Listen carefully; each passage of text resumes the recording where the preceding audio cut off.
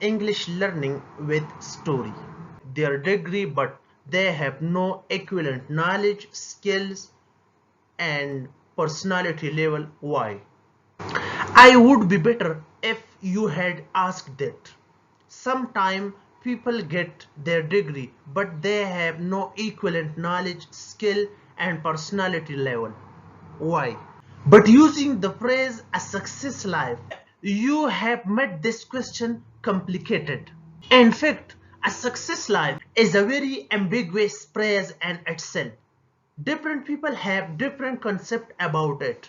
If we consider unlimited level, we find that ultimately successful person are only these who will be saved and protected for the hellfire and will be given entrance to the heaven.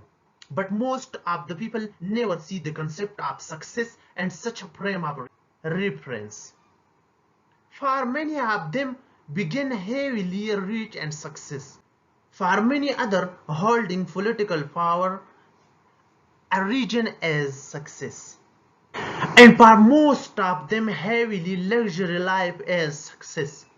Success is such as a riddle that people are often confused about who is really successful.